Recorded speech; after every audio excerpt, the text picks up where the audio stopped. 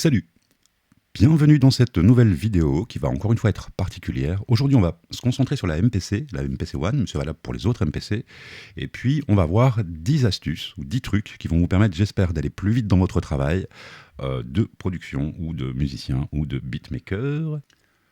Alors l'astuce numéro 1 consiste à désactiver l'automation. Alors il y a deux états principaux à l'automation, on va dire écriture ou lecture. Donc ici on est en lecture, en vert. Quand on est en rouge ici, on est en écriture, on va pouvoir écrire de l'automation. Mais on pourrait tout à fait imaginer avoir écrit de l'automation et de ne pas avoir envie de la lire dans l'instant. Et pour ça, on va pouvoir la désactiver grâce à une fonction qui est un peu cachée. On va cliquer sur Shift et regardez ce qui se passe quand je viens toucher l'icône d'automation. Tout simplement, celle-ci est complètement désactivée. C'est-à-dire qu'elle est ni verte en lecture, ni rouge en écriture. L'automation est toujours imprimée, mais cette fois-ci, elle n'est pas lue. Vous voyez ? Voilà. Et pour la réactiver, je rappuie sur Shift et je viens retoucher l'icône. C'est valable pour l'automation globale, mais c'est aussi valable pour l'automation sur les pistes. Voyez. Et d'ailleurs, les deux sont totalement indépendants. On a la piste dont l'automation est désactivée, et puis on a également l'automation globale ici qui est en mode lecture. Voilà pour la première astuce. Astuce numéro 2, il s'agit de retrouver les notes en écran piano, roll ou en grid en utilisant les boutons de banque qui sont ici, pour venir recadrer ce qui se passe à l'écran. Vous voyez par exemple là, si je me mets en mode grid, j'ai effectivement des notes qui sont là, mais j'ai pas écrit que ça, j'en ai d'autres. Alors on pourrait être tenté d'utiliser tout simplement le doigt pour se promener dans notre piano roll, vous voyez, comme ça. Mais c'est vrai qu'en utilisant directement les touches de banque, on vient positionner la vue d'écran sur ces 16 pattes qui sont là. Et donc du coup, ça nous permet de retrouver facilement nos notes sans avoir à galérer, à chercher comme ça pendant des heures. Donc là, on va cliquer ici, on va retrouver les notes qui ont été programmées avec la première série de 16 pattes qui sont ici. Et puis, comme on peut le voir, on a également des notes qui ont été programmées ici, tout en haut, c'est-à-dire avec la quatrième série de pads, et on les retrouve ici. Ok ? Donc la deuxième astuce nous permet d'aller vite, encore une fois, pour retrouver les notes dans notre piano roll, de façon à effectivement aller toujours un petit peu plus vite dans son travail. Astuce numéro 3, sauvegarde complète, ultra rapide. Vous le savez, sauvegarder son travail régulièrement évite les accidents. Pour ce faire, il convient de toucher le nom du projet et puis Save. Mais il existe également une méthode beaucoup plus rapide qui va consister à enfoncer la touche Shift et puis venir toucher Browse ou Save ici. Paf. Et voyez, on vient sauvegarder l'ensemble du projet, les samples, les programmes, les séquences, le mode son. On vient tout enregistrer comme ça avec une seule combinaison de touches et c'est quand même ultra rapide. Donc je rappelle, Shift, Browse. Astuce numéro 4, c'est encore une astuce pour aller plus vite dans son travail. Vous savez que beaucoup de fonctions sont shiftées, il faut utiliser la touche Shift pour venir les chercher. Eh bien, il y a un raccourci pour aller chercher les fonctions shiftées qui va consister à appuyer 2 fois rapidement sur la touche qu'on vise. Par exemple, ici, si je souhaite afficher à l'écran le mode grid, je suis tenu normalement de cliquer sur Shift Main. J'affiche la grid, d'accord ? Mais je peux aussi tout à fait double-cliquer rapidement sur Main. Et donc, c'est comme si j'avais shifté ma fonction. OK ? Donc, je vais la refaire. On va cliquer rapidement 2 fois sur Main. Et on vient chercher donc la fonction qui est shiftée juste en dessous, à savoir pour l'écran Main, c'est faire apparaître l'écran grid.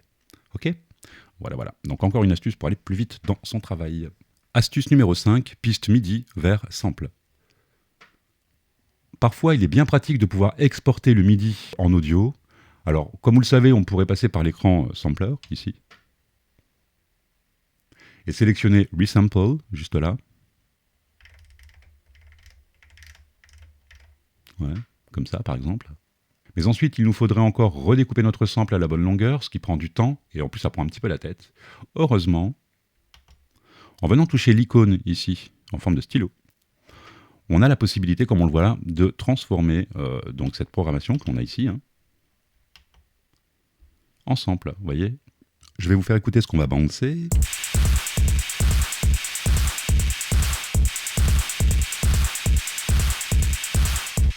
Pour ce faire, on va venir toucher le stylo d'édition dans le champ Track. On a Bounce to Sample, on vient le toucher. Voici ce qui se passe. Et maintenant, dans l'écran Sample Edit, on devrait retrouver notre Bounce. Vous voyez, il s'appelle Bounce Drum 1.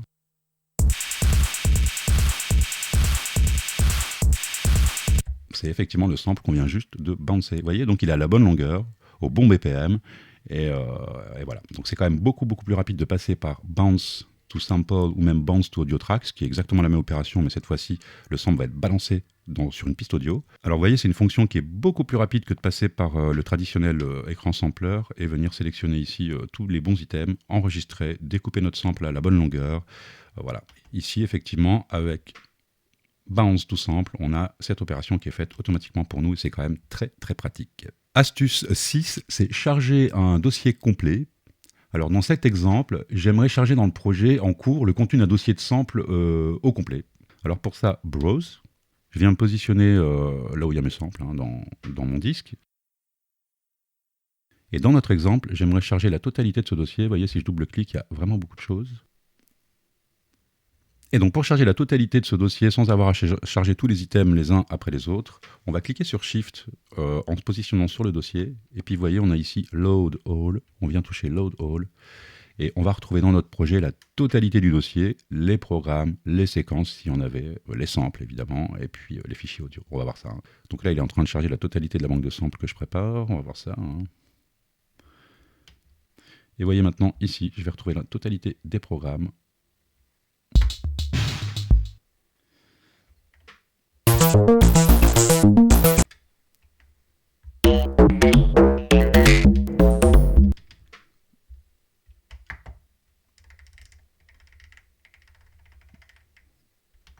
Et si je vais dans l'écran Browse, par exemple Sample Async, ça me permet de voir la totalité de ce qui est chargé dans la RAM. Et vous voyez que effectivement la totalité du dossier a été chargée avec une seule opération. Voilà, donc encore effectivement une astuce pour aller un petit peu plus vite dans son travail, charger la totalité d'un dossier dans son projet. Astuce numéro 7, exporter un pad en audio avec ses effets et traitements. Ça s'appelle Flatten Pad. Il est bien pratique de ressampler un pad avec ses traitements et effets, mais passer par le sampler, encore une fois, est fastidieux. Il faut router, sampler, éditer, replacer le sample sur le bon pad, alors qu'avec Flatten Pad, on fait tout ça en une seule opération. Pour ça, c'est super facile. Supposons que je veuille rajouter une reverb donc, à ce pad.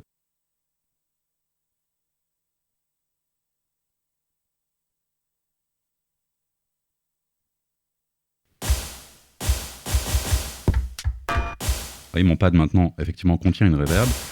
Je pourrais tenter de l'exporter, donc comme je le disais tout à l'heure, en utilisant l'écran sampler, mais ça va être peut-être un petit peu fastidieux. On va choisir Programme Edit. Et vous voyez, dans tous les écrans du Programme Edit, on a en haut cette petite flèche vers le bas qui va me permettre effectivement de sélectionner le pad, donc pad numéro 2, Snare Pix 2, Do It. Et maintenant, vous voyez que mon pad ne contient plus d'effet, mais j'ai bien effectivement le son avec mon effet dans mon kit. Vous voyez, je suis bien sur le pad numéro 2, la reverb que j'ai mis tout à l'heure a automatiquement été enlevée, et c'est ce nouveau sample qui a été chargé. Astuce numéro 8, copie rapide d'un pad vers un autre. Il existe un raccourci bien pratique pour copier un pad vers un autre, pour par exemple donner un accordage différent à une caisse claire. Pour ça, c'est super fastoche. On va enfoncer copie. On va venir toucher le pad qui nous intéresse, source, et on va venir toucher le pad de destination.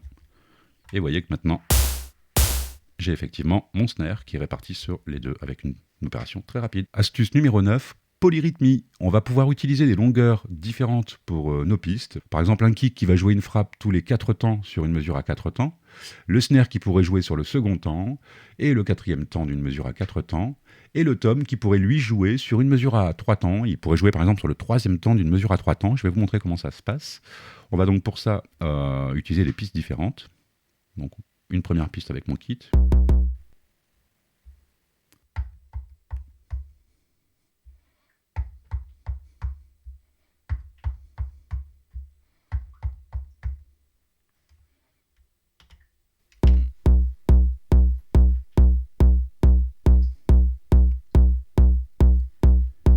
Voilà pour le kick. On va passer maintenant au snare drum. Donc on va créer une seconde piste. On va, pour le snare drum, garder la même longueur. Cette fois-ci, c'est lui qu'on va utiliser. Donc pareil, le séquenceur.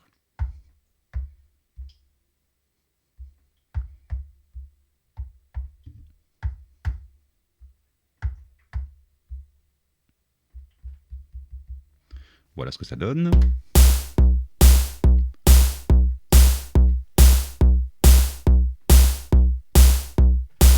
Donc jusqu'à là, rien d'extraordinaire. Et c'est maintenant sur la piste numéro 3, on va lui donner une longueur différente et vous allez voir qu'on va commencer à entendre la polyrythmie. Donc pour ça, pareil, je crée une nouvelle piste. Dans cette piste, je vais utiliser cette fois-ci ce son. Et cette piste, vous voyez, je vais en changer la longueur, ici. Donc au lieu d'utiliser la longueur de la séquence comme c'est stipulé ici, je vais lui préciser un nombre de temps par mesure. Et donc là, ça va être une mesure à 3 temps.